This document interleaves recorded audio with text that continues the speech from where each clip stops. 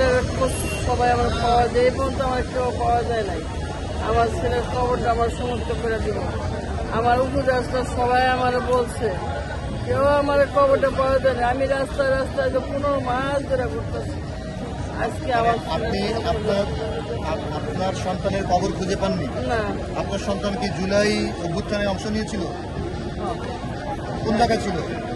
কাজলা কাজলাতে, না 18 জুলাই। 18 জুলাইতে।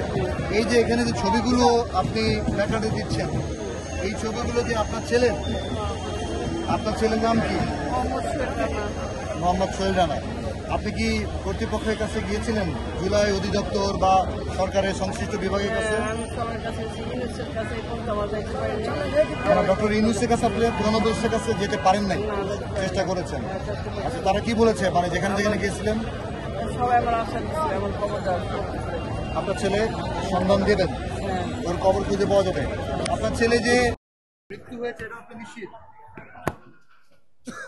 এটা কিভাবে নিশ্চিত হয়েছেন আপনি? ঢাকা মেডিকেলে ঢাকা মেডিকেলে? 3 দিন রাখে তারা মোহাম্মদপুর বুদ্ধিজীবী কবরে মাটি ও, জ্বালাইছে। 3 দিন রেখেছিল। হ্যাঁ। ওখানে কি রেকর্ড আছে ঢাকা মেডিকেলে? হ্যাঁ আছে, সব আছে। কিন্তু বুদ্ধিজীবী কবরস্থানে যেখানে মাটি দিয়েছিল সেইখান থেকে শনাক্ত হয়নি এখনো? না, কোনটা কবর এটা আমার সমস্ত করে আইজে পর্যন্ত তারা দিতে পারে না। আচ্ছা, কোন কবরটা আপনার সন্তানের সেটা এখনো না, আইজে পর্যন্ত আমার কোন কবর এটা আমার দিতে পারে নাই। আমি এই কবরটা আমি সমর্থ চাই, যে আমার ছেলের কবরটা আমার দেখ। আমি এই কবরটাই চাইতেছি, আমার কবরটা চাইতেছি। আপনি কোথা থেকে এসেছেন? আমি আইছি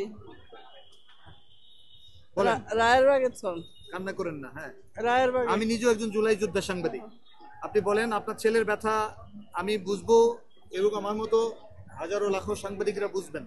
রায়ের বাগে বলেন। ঠিক আছে, রায়ের এবং এই বাগে। দেশের লক্ষ লক্ষ জুলাইয়ের পক্ষের মানুষ নিশ্চয়ই বুঝবেন। আপনি বলেন। আমি রায়ের বাগের ছন আইছি, মোহাম্মদ বাগ। জি। না, মোহাম্মদপুর রায়ের হেয়ান হলো মাটি আপনার পরিবারে আর কে কে আছেন? আমার এখন 3 ছেলে আছে।